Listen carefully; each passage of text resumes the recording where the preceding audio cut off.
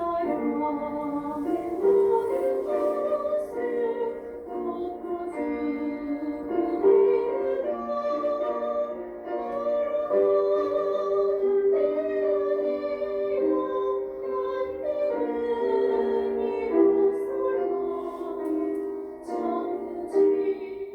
김수환 추기경의 우리가 서로 사랑한다는 것 13번째입니다.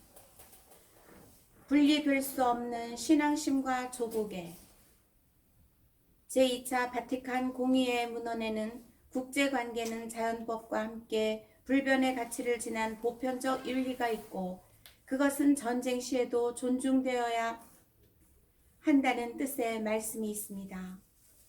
상대방의 주권을 존중하고 인간의 모든 기본권을 수호하는 것 등입니다. 따라서 이런 원리를 고의로 위반하는 행동과 그 행동을 종용하는 명령은 범죄 행위가 아닐 수 없으며 맹목적 복종이 이런 명령을 추종하는 사람들에게 변명이 될 수 없다라고 하였습니다. 이어서 이렇게 악랄한 행위 중에는 무엇보다도 먼저 계획적으로 국민 전체가 국가의 소수의 이민족을 전멸하는 행위를 들어야 하며 이것은 무서운 범죄 행위로 철저히 규탄되어야 한다.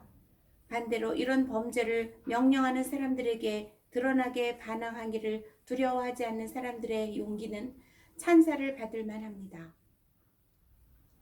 이 대목은 특히 2차 대전 중 나치가 자행한 여러 나라의 침법, 다른 나라의 통폐합, 유태인 대학살을 특별히 염두에 두고 있다고 생각합니다.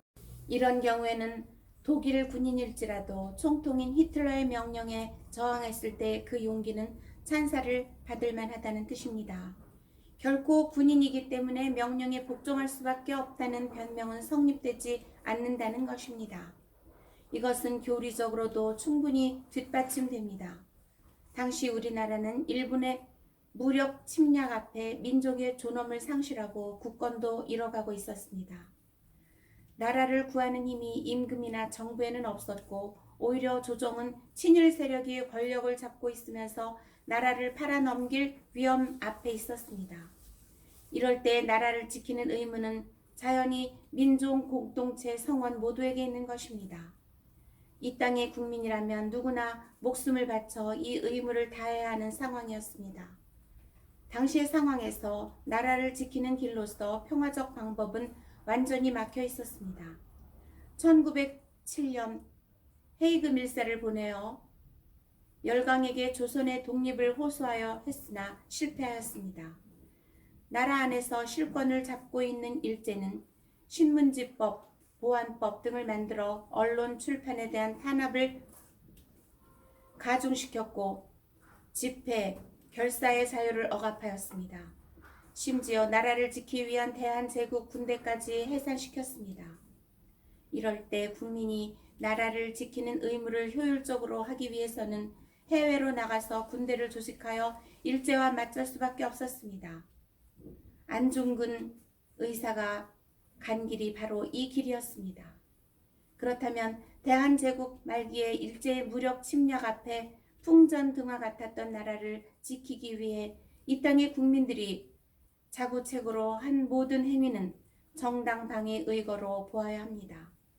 그러기에 나라와 민족을 위해 의병을 일으켜 일본군과 맞서 싸우고 일제 침략의 괴수인 이등방문의 제거를 국권 회복을 위한 전쟁 수행에 있어서 필요한 전술 전략으로 보고 이를 감행한 것 역시 타당했다고 보아야 할 것입니다.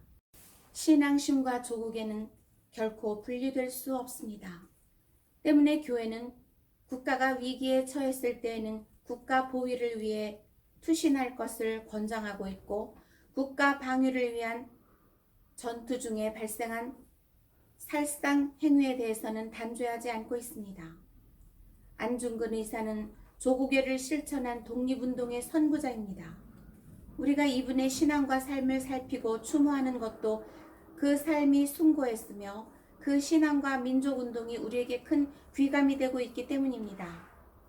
우리는 이분이 가톨릭 신자였다는 사실을 강조하는 것만으로 또한 의거가 가톨릭 신앙과 상치되지 않는다는 것을 말하는 것만으로 그쳐서는 안 될 것입니다.